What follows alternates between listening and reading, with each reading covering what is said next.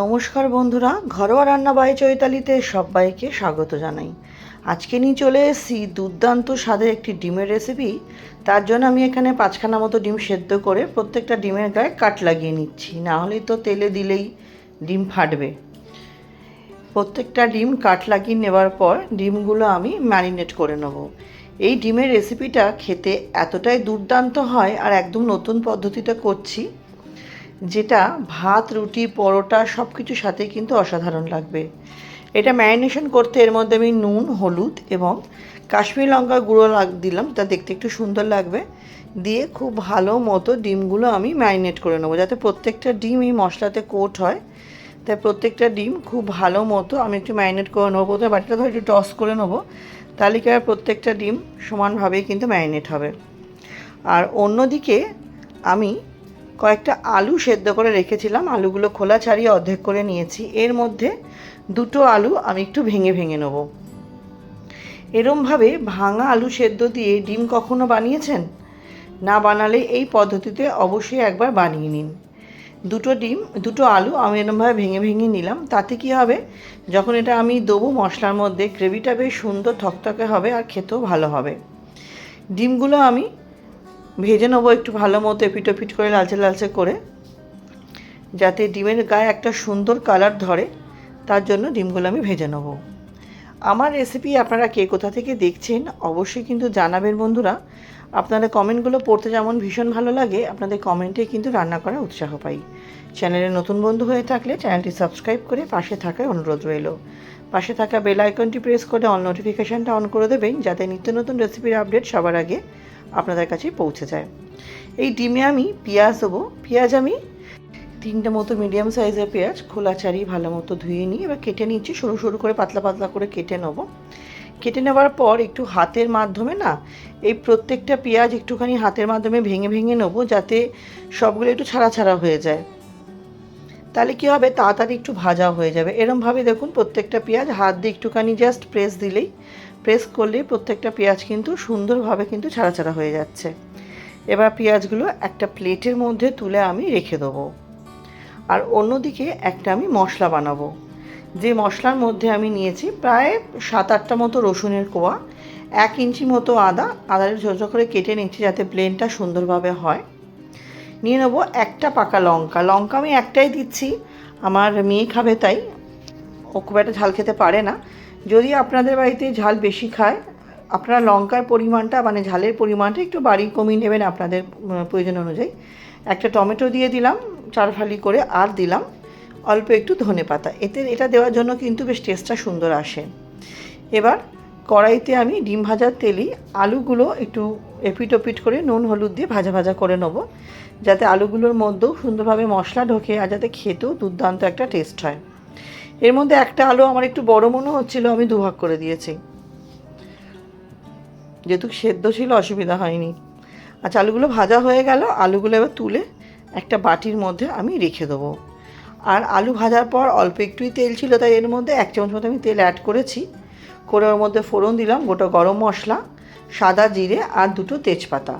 ফোড়ন দিয়ে ফোড়নটা একটু হালকা আমি ভাজা ভাজা করে নিলাম কয়েক সেকেন্ড। তারপর এর মধ্যে দিয়ে দেবো হচ্ছে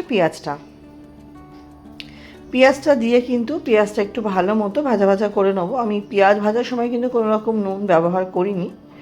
পেঁয়াজটা একটু ভালো মতো ভাজা ভাজা করে নেওয়ার পর দেখুন পেঁয়াজটা আমার সুন্দরভাবে কিন্তু মজে গেছে। এই পর্যায়ে যে মশলাটা বেটে রেখেছিলাম সেই মশলাটা কিন্তু আমি দিয়ে দেবো। সেই মশলাটা দিয়ে মশলার সাথে আমাকে একটু ভালো মতো পেঁয়াজটা কষিয়ে নিতে হবে। এইভাবে অবশ্যই, ডিম তো আপনারা অনেক রকমভাবেই বানান বাড়িতে, এইভাবে অবশ্যই একবার বানাবেন। এবার কিছু গুঁড়ো মশলা ব্যবহার করব। দিয়ে দিলাম হলুদ 1/2 চামচ, জিরে গুঁড়ো দিয়েছি 1/2 চামচ, ধনে গুঁড়ো দেবো একটু বেশি 1 চামচ মতো, দিয়ে দেবো স্বাদ অনুযায়ী নুন, কাশ্মীরি লঙ্কার গুঁড়ো দেবো 1 চামচ। এটা রঙের জন্য, যদি পছন্দ না করেন আপনারা স্কিপ করতে পারেন, বাট এটা দিলে রঙটা খুব সুন্দর আসে। দিয়ে খুব ভালো মতো গুঁড়ো মশলাটা বাটা মশলা পেঁয়াজের সাথে মিশিয়ে নিতে হবে। দেখুন একটু শুকনো শুকনো হয়ে আসছে, তাই আমি অল্প একটু জল দিলাম, 1/2 কাপ মতো জল দিলাম, যাতে মশলাটা আমার পুড়ে না যায়। এবার জলটা দিয়ে খুব ভালো মতো খুন্তি দিয়ে নাড়িয়ে চাড়িয়ে এটা আমি ঢেকে কিছুক্ষণ এটাকে আমি সেদ্ধ হতে দেবো, যাতে মশলাটা খুব সুন্দরভাবে সেদ্ধ হয়ে যায় এবং যাতে মজে যায়। তার জন্য আমি দিয়ে এটাকে মিনিট 2-3 মতো ঢেকে রাখবো। মিনিট 2-3 পরে দেখুন মশলাটা দিয়ে দুর্দান্ত একটা কালার বেরিয়েছে আর পাশ থেকে তেলও আমার ছাড়তে শুরু করেছে। এই পর্যায়ে আরটু কিছুক্ষণ নাড়িয়ে চাড়িয়ে নিয়ে আমি যে আলুগুলো ভেঙে ভেঙে রেখেছিলাম, স্ম্যাশ করে রেখেছিলাম, সেই আলুগুলো দিয়ে দেবো। সেই আলুগুলো দিয়ে মশলার সাথে কিন্তু আলুগুলো খুব ভালো মতো আমাকে কষিয়ে নিতে হবে। ডিমের কখনো কষা করলে এরমভাবে কিছুটা আলু, সেদ্ধ আলু ভেঙে দিয়ে দেখবেন এতটা সুন্দর আসে টেক্সচারটা, আর খেতেও কিন্তু দুর্দান্ত হয়। আলুটা দিয়ে কিন্তু খুব ভালোভাবে আমাকে এটা মিশিয়ে নিতে হবে। সুন্দরভাবে আলুটা মিশিয়ে নিলাম। এটা কিছুক্ষণ আমাকে সময় নিয়ে কষাতে হবে। এই পর্যায়ে দিয়ে দেবো কিছুটা কস্তুরি মেথি। কস্তুরি মেথি এই সময় দিলে কী হয়, মশলার সাথে ভালোভাবে মিশে যায় আর গন্ধটাও কিন্তু দারুণ আসে। দিয়ে দিলাম অল্প একটু চিনি সমস্ত স্বাদকে ব্যালেন্স করতে, এতে মিষ্টি হয় না, বাট স্বাদটা সুন্দর আসে আর কালারটাও সুন্দর আসে।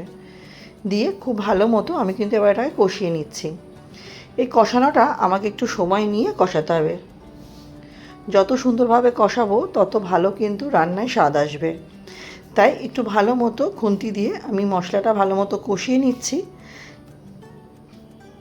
এরপর এর মধ্যে দিয়ে দেবো হচ্ছে আমি গ্রেভির জন্য জল। আমি খুব একটা বেশি পাতলা করব না, আবার একদম আমি কষা কষা গা মাখাও করবো না, আমি হালকা একটু গ্রেভি রাখবো। তাই আমি এর মধ্যে 1 কাপ মতো জল দিলাম। জল দিয়ে এবার খুব ভালো মতো মশলাটা মিশিয়ে নেবো আমি খুন্তির সাহায্যে, যাতে খুব ভালো মতো মশলাটা আমার মিশে যায়। এই পর্যায়ে আমি খুব ভালো মতো মিশিয়ে নেবার পর এটাকে তো আমার ফুটতে দিতে হবে, তো তার আগে আমি এর মধ্যে আলু আর ডিম, মানে ভেজে রাখা আলু আর ডিম দিয়ে দেবো, যাতে আলু ডিম সহ ঝোলটা একসাথেই ফোটে। তাতে কী হবে, আলু আর ডিমের মধ্যে মশলাটাও ঢুকবে আর সুন্দরভাবে ওগুলো ঝোলের মধ্যে নরম হয়ে থাকবে। তাই আলু ডিম দিয়ে এটা আমি ঢেকে দেবো মিনিট 5 জন্য, যাতে খুব ভালো মতো একটু ফুটে যায়। খুন্তি দিয়ে একটু ভালো মতো নাড়ি চাড়িয়ে দেবো, যাতে ঝোলের মধ্যে সমানভাবে আলু ডিম মিশে থাকে। তারপরে ঢেকে দেবো। ঢেকে দিয়ে এটাকে আমি ফুটতে দেবো। দেখুন কি দুর্দান্ত এসছে কালারটা, এটা কিন্তু খেতেও অসাধারণ হয়েছিল। সামান্য কিছু মশলাতে একটা সাধারণ রান্না অসাধারণ হয়ে যায়। তাহলে বন্ধুরা আমার তো রেডি হয়ে গেল। লাস্টে দিয়ে দিলাম শাহি গরম মশলার গুঁড়ো, টেস্টটাকে আরও দ্বিগুণ করতে। দিয়ে খুন্তি দিয়ে ভালো মতো মিশিয়ে নিলে রেডি হয়ে যাবে গরম গরম পরিবেশন করার জন্য। তাহলে বন্ধুরা রেসিপিটা আমার কেমন লাগলো অবশ্যই কিন্তু জানাবেন। রেসিপিটি ভালো লাগলে অবশ্যই পরিবার বন্ধুবান্ধবের সাথে শেয়ার করে দেবেন এবং অবশ্যই একটু লাইক দিয়ে ভিডিওটি দেখা শুরু করবেন। আমার সাথে ভিডিওটি শেষ অবধি ধৈর্য ধরে দেখার জন্য আপনাদের সবাইকে অসংখ্য ধন্যবাদ। আজকের মতো ভিডিওটা আমি এখানেই শেষ করছি। নেক্সট দিন আবার হাজির হব নতুন কোনো রান্নার সাথে। সবাই খুব ভালো থাকবেন, সুস্থ থাকবেন।